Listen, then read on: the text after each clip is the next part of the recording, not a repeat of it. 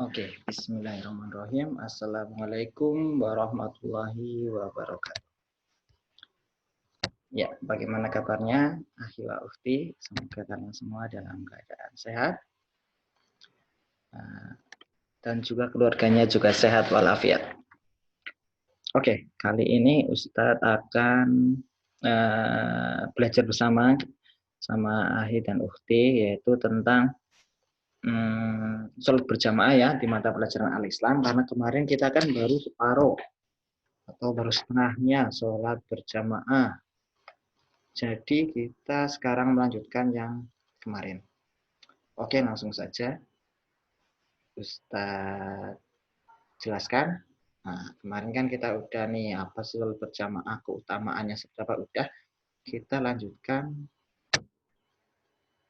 Nah, yang poin D yaitu letak posisi imam dan makmum. Nah, di sini ada keterangannya. Oke, Ustadznya geser. Saya pindah di sini. Oke. Letak posisi imam dan makmum sih gimana sih kalau misalnya jamaahnya cuma dua, gimana? Oke, yang pertama yaitu apabila makmum hanya satu orang laki-laki, maka ia berdiri sejajar di samping kanan imam.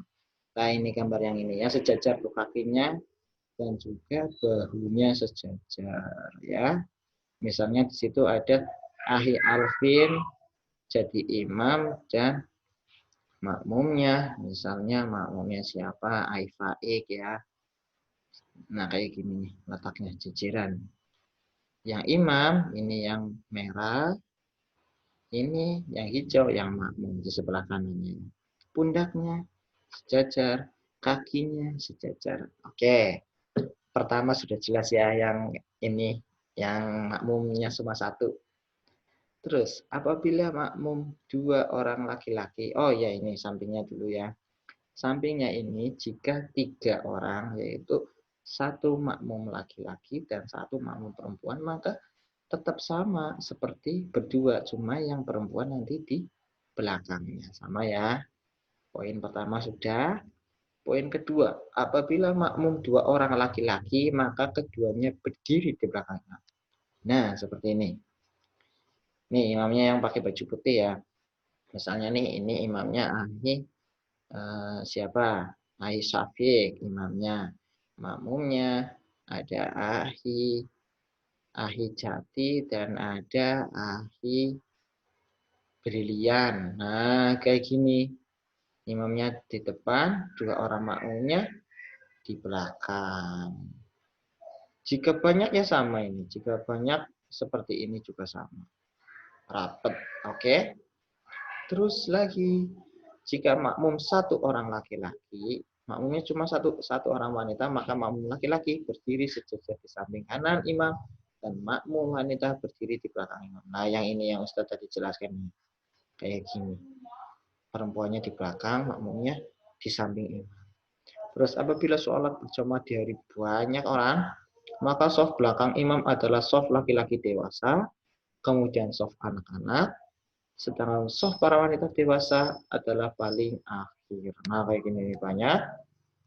Maka barisan pertama adalah laki-laki dewasa, kedua anak-anak, terus nah baru yang perempuan. Nah, ini ada yang di sini juga dijelaskan ada yang salah dan ada yang benar. Yaitu pertama, nih benarnya kayak gini, pundaknya sejajar antara jamaah satu dan jamaah yang lain atau makmum satu dan makmum yang lain sejajar. Kakinya juga rapat ya. Yang salah ini tidak sejajar, artinya ada salah seorang itu yang lebih maju atau lebih mundur dari jamaah lain. Nah, nanti softnya nggak lurus kan, nanti belok-belok softnya. Nah, itu tidak bagus karena apa. Nah, oh ya ini juga ini renggang, kakinya renggang. Ada yang bilang itu kalau renggang itu dimasuki setan. Jadi kita harus softnya harus yang rapat. Jelas nggak? Jelas ya, salah ya, mudah ya. Kalian udah sering menerapkan. Nah, misalnya berdua berarti di sampingnya. Oh, kalau bertiga sama perempuannya di belakang. Kalau banyak berarti seperti umumnya yaitu rapat. Oke ya. letak posisi imam dan makmum, insya Allah anak-anak semua sudah paham. Kita lanjutkan. Oke. Gerakan makmum. Nah, seperti apa sih gerakan makmumnya? Check it out. Nah, keadaan gerakan makmum bersama imam ada 4 macam. Ini makmum itu harus seperti apa sih sebenarnya? Yang pertama, haram bagi makmum mendahului gerakan imam. Ini haram, artinya berdosa jika makmum mendahului gerakan imam. Misalnya apa? Misalnya Ustadz nih jadi imam. Ustadz baru takbiratul ihram, mudah masa iftitah dan sebagainya, mau ruku nih, baru Ustadz baru misalnya sampai Allah, bahkan belum bilang Allahu Akbar, makmumnya udah ruku duluan. Nah, itu berdosa, itu tidak boleh mendahului imam. Siapapun tidak boleh mendahului imam. Jadi ahi yang biasanya sholat berjamaah kan biasanya ahi ya ukti juga sama. Itu tidak boleh mendahului imam. Meskipun biasanya kan kadang di kampung-kampung ya imamnya udah sepuh, gerakannya udah lama. Ya tidak boleh. Allahu Akbar kira-kiranya sudah ruku, kita baru mengikuti. Lah seperti itu ya. Kedua, makruh bagi makmum menyamai gerakan imam dan batal bila menyamai takbiratul ihram. Nah, itu makruh jika menyamai gerakannya imam. Berarti namanya ruku bareng ruku karena mungkin kan jaraknya dekat ya, dia melihat gerakan imamnya. Imamnya ruku ngikut ruku langsung bareng lu. Seret seret seret. Nah, enggak boleh. Itu makruh. Sebaiknya dihindari. Dan batal bila menyamai takbiratul ihram. Tahu kan takbiratul ihram? Setelah kita menjadi ayat Allah, lah imamnya baru bareng, dia bareng, maka sholatnya batal. Jadi nunggu dulu imamnya. Misalnya ada ahi arsa jadi imam, terus diikuti sama ahi rasya ya. Ahi rasya jadi imam, jadi makmum. Ahi arsa jadi imam. Ahi arsa baru Allah, ahi rasya ngikut Allah bareng, batal sholatnya. Jadi biarkan imam takbiratul ihram dulu. Arsa dulu Allahu Akbar, baru rasya mengikuti Allahu Akbar. Begitu ya. Oke. Kita lanjut lagi. Yang mana ini? Oh, yang 3. Makmum mengikuti gerakan imam. Ya, benar ya. Inilah wajib. Ini wajib berarti ya, makmum itu mengikuti gerakan imam artinya tidak barengi, tidak bareng sama imam atau bahkan mendahului. Kalau mendahului udah jelas itu haram. Jadi ya seperti itu. Karena kayak gini ya. Allahu Akbar, Allahu Akbar, Allahu Akbar, Allah. Nah, kayak gitu ya. Oke. Yang keempat, makruh bagi makmum mengakhirkan gerakan sholat dari gerakan-gerakan imam. Makruh itu berarti ya apa ya? Kurang sempurna ya sebenarnya ya. Jadi ketika Ustadz misalnya Allahu Akbar ruku, misalnya gini ya, Allahu Akbar ruku. Lah si makmum Ustadz udah ruku, dia baru mau ruku dan Ustadz udah mau berdiri lagi. Itu tidak boleh. Itu makruh. Tapi bahkan kalau sengaja batal, sengaja lah. Sengaja nyeri. Sengaja nyeri. Misalnya Allahu Akbar Ustadz sudah sujud. Terus Allahu Akbar Ustadz berdiri lagi. Dia masih sujud yang lama. Terus baru berdiri. Itu sengaja, itu batal. Ya, tidak boleh mengakhiri atau sengaja carry lah, memperlambat nanti imamnya udah ruku, udah mau berdiri lagi, dia baru ruku. Imamnya sudah sujud, dia baru mau sujud. Ya nggak boleh. Itu namanya nanti bisa batal. Ya, kalau sengaja itu batal. Biasanya itu yang seperti itu kadang orang sepuh, itu memang terkendala usia. Kadang jadi imamnya sudah berdiri, dia pelan banget baru berdiri. Itu tidak apa-apa, itu namanya memang keadaan tubuhnya seperti itu. Dia tidak sengaja, imamnya sudah berdiri, aku pelan-pelan lah berdiri. Enggak. Ingat, kalau sengaja mengakhiri atau sengaja mengakhiri gerakan imam, itu batal sholatnya. Mubah itu, nanti kalian. Oke, gerakan makmum sudah. Kita lanjut ke apa lagi ya? Makmum masbuk. Makmum masbuk itu apa sih? Oke, kita simak penjelasannya. Nah, masbuk artinya seseorang terlambat mengikuti sholat berjamaah. Misalnya, Ustadz, jangan Ustadz lah, sama Ahi aja lah. Ahi siapa maunya? Ahi Sidki, oke. Ahi Sidki jadi imam. Di situ ada jamaahnya, misalnya ada jamaahnya Ahi Safi, Ahi Satria, jamaahnya. Udah lagi sholat 1 rakaat atau 2 rakaat, datanglah Ahi, Ahi siapa? Oh iya benar, datanglah Ahi Radit. Dia udah telat nih, satu rakaat atau 2 rakaat lah ya, kita udah telat. Itu namanya makmum masbuk, ya, telat. Nah, apa sih? Eh, Misalnya bisa juga ada yang mengatakan bahkan udah selesai sholatnya. Misalnya akhir sholat ya, akhir sholat misalnya kita sholat zuhur 4 rakaat, berarti udah di tahiyat akhir, dia baru ikut sholat. Nah, itu juga disebut makmum masbuk ya. Nah, itu seperti apa? Itu ada hak-haknya orang yang telat seperti itu. Yang pertama, tidak boleh lewat di depannya. Jadi ketika kita sudah sholat, misalnya ya yang lain sudah selesai ya, udah salam, dalam artian udah salam, tapi kan ada yang masih sholat, yaitu makmum masbuk. Itu kita tidak boleh lewat di depannya. Itu berdosa. Itu ada yang bilang itu sama juga kita lewat di depan seorang imam, yaitu dosanya 40 tahun. Ada yang bilang seperti itu. Di neraka itu bisa seperti itu. Makanya tidak boleh. Tapi misalnya nih, imam terus belakangnya banyak makmum, boleh kita lewat di depannya selama tidak lewat di depan imam. Nah, ketika sholat selesai, tinggal makmum masbuk, yaitu yang makmum yang terlambat itu, kita tidak boleh lewat di depannya. Kita lewat belakangnya. Nah, itu haknya seorang makmum masbuk itu boleh punya hak seperti itu. Tidak boleh dilewat di depannya. Nah, yang kedua, merendahkan suatu dzikir agar tidak mengganggunya. Oke, Ustadz sudah selesai nih sholat. Tadi yang terlambat misalnya siapa ya? Ya siapalah. Misalnya ada Ahi Bima terlambat. Nah, Ustadz udah selesai sholatnya, udah salam. Ahi Bima masih tertinggal 2 rakaat. Dia masih sholat kan di belakangnya Ustadz ya. Nah, Ustadz itu sebaiknya itu merendahkan suara zikir. Zikirnya pelan-pelan saja. Allahu Akbar, Allahu Akbar. Agar tidak mengganggu yang sholat.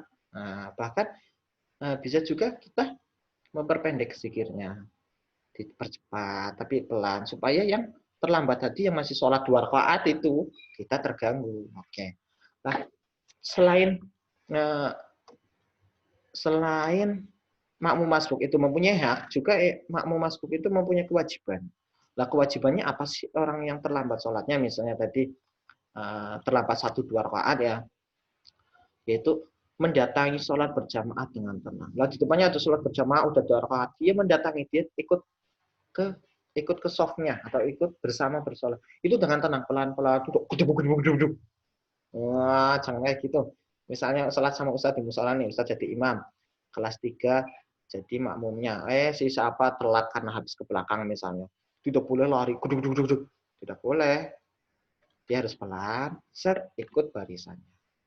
Nah, yang kedua yaitu kewajibannya apa lagi sih? Langsung bertakbiratul ihram lalu mengikuti gerakan.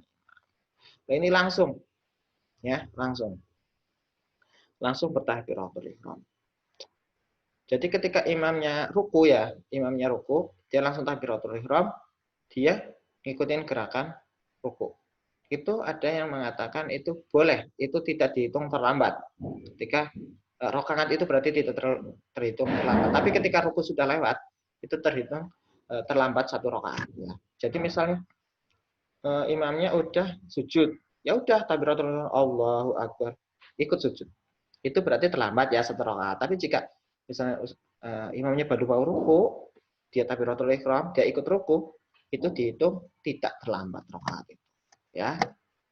Oke, yang ketiga, menyempurnakan jumlah rakaat yang terlewatkan setelah imam. Wah, ini jelas wajib ya. Jelas wajib karena kalau kita terlambat, kita sholat zuhur ya, kita sebagai contoh sholat zuhur, dia terlambat 2 rakaat. Ya udah, berarti ketika imam sudah salam, dia melanjutkan 2 rakaat. Bukan berarti karena terlambat 2 rakaat, ya udah sholatnya 2 rakaat, padahal zuhur ya, yang nggak boleh. Itu saya kira anak-anak putra harapan sudah tahu lah ya. Kalau terlambat 2 rakaat, berarti kayak gini gerakannya, insya Allah sudah tahu. Itu adalah hak dan kewajiban makmum masbuk atau makmum yang terlambat. Selanjutnya, ini udah mudeng? Nggak mudeng ya udah ditanya aja di komen. Nanti Ustadz jelaskan boleh kalau yang kurang paham ya dicatat ya. Oke, yang sebab-sebab yang dibolehkan bagi seseorang tidak sholat berjamaah.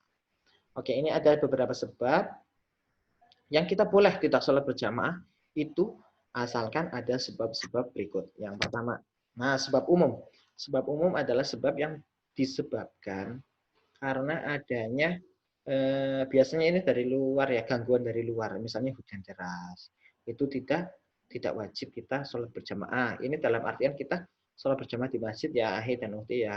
Berarti kita tidak wajib karena hujan deras, sungguh deras, petir menyambar-nyambar, itu kan juga mengancam jiwa ya, berarti tidak wajib. Hujan salju misalnya di tempat-tempat bersalju ya. Di Indonesia ada salju ya? Ada apa enggak salju? Enggak ada ya. Adanya cuma 2 musim, musim kemarau dan musim penghujan di Indonesia. Yang ketiga, malam yang sangat dingin. Nah, ini misalnya sholat isya, dingin sekali malamnya. Dan itu juga mengancam jiwanya. Artinya jika dia ketinginan, dia mudah sakit dan ini itu tidak wajib ke masjid. Angin kencang, sama. Berarti ini sebab-sebab umum ini biasanya terjadi karena kejadian alam. Wah, ada lumpur, banjir. Kalau banjir udah tidak wajib sholat berjamaah ke masjid. Lagi banjir, ngotot mau sholat ke masjid, renang, tapi masjid basah. Semuanya. Ya kalau basah, kalau hilang gimana kan itu bahaya. Berarti memang itu tidak wajib. Nah, bencana-bencana seperti tanah longsor, terus apalagi banyak lah ya. Itu juga kita tidak wajib. Itu merupakan sebab umum. Berarti semua orang sama jika sebabnya seperti itu. Semua orang berarti berhak atau tidak diwajibkan untuk sholat berjamaah di masjid. Nah, ini ada juga nih sebab khusus. Sebab khusus. Nah, sebab khusus adalah sebab yang disebabkan oleh dari dalam diri orang itu sendiri atau dari jamaah itu sendiri. Misalnya sakit, ya sakit ya nggak wajib ke masjid, nggak wajib sholat berjamaah. Tapi sholatnya wajib, Ustaz kan udah jelasin. Sholatnya tetap wajib, tak boleh di rumah. Terancam jiwa, harta atau kehormatan. Nah, ini maksudnya di sini misalnya nih kita di depan, kita di tengah hutan, ada banyak binatang buas misalnya seperti itu. Dan perjalanan kita ke masjid itu jauh, artinya melewati hutan. Dan di situ banyak harimau misalnya. Kita tidak wajib untuk sholat di masjid, karena itu mengancam jiwa. Jika kita ke sana, kita bisa dimakan macan, kita bisa diterkam, nah, itu mengancam jiwa. Atau juga bisa, jika kita pergi ke rumah, nanti ada perampok, karena di sini lagi musim perampok misalnya. Apa di luar sudah ada orang yang jahat atau apa, itu juga tidak wajib kita pergi ke masjid. Yang ketiga, menahan hadas. Waduh, nah ini juga tidak wajib. Artinya apa? Memang dalam hal sholat itu kita kan tidak boleh menahan hadas. Ya. Artinya entah itu hadas kecil, hadas besar itu tidak boleh ditahan. Jadi sebaiknya silakan tunaikan hadasnya dulu. Jika memang waktunya masih memungkinkan untuk berjamaah, boleh dia mengikuti sholat berjamaah. Tapi memang jika memang tidak, boleh dia sholat sendirian. Karena memang dia menahan hadas. Daripada waduh perutku sakit banget nih dipaksain ke masjid sholat berjamaah ke kamar mandi ya nggak boleh ya. Jadi memang nggak boleh itu menahan hadas ya. Tunaikan dulu hadasnya, selesai baru dia sholat. Terus kantuk berat lah, ini udah ngantuk pasang udah karena capek ini itu dia boleh tidak sholat ke masjid karena mungkin semalam habis bekerja atau apa jadi ngantuk banget gitu nggak boleh lah dan lain-lain itu berarti ya sama lah itu beberapa seperti yang kemarin ya salah satunya misalnya perjalanan jauh itu juga tidak wajib untuk sholat berjamaah. Gimana? Ini salah mudeng ya dari Ustaz ya, mudah ya, mudah. Oke, besok kita lanjut lagi. Nah, al-Islamnya ya hari Jumat tapi materinya tentang apa itu rahasia lah. Silakan dipahami 2 video ini tentang sholat berjamaah, silakan dilihat. insya Allah nanti bukunya juga insya Allah dicetak. Sekalipun tidak dicetak, insya Allah nanti Ustadz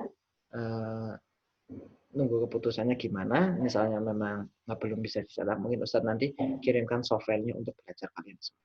Oke ya. Sekian dari Ustadz. Nah, to finish. Sekian dari Ustadz. Apabila Ustadz ada salah-salah kata, Ustadz mohon maaf. Oh, hari ini nggak ada tugas, al-Islamnya nggak ada tugas. Sudah, yang penting yang akhir sholat Jumatnya di masjid silakan bawa masker, bawa sajadah sendiri, jangan lupa ya. Dan juga bawa uang. Nah, buat dimasukin ke kotak amal, minta sama ayah dan bunda. Pun aku minta lah buat ngisi kotak masjid. Gitu ya. Oke, terima kasih dari Ustadz. Ustadz cukupkan. Semoga kalian semua sehat dan keluarganya juga sehat. Dan juga apa ya? Dan juga bahagia. Nah, oke. Sekian dari Ustadz. Ustadz cukupkan. Wassalamualaikum warahmatullahi wabarakatuh.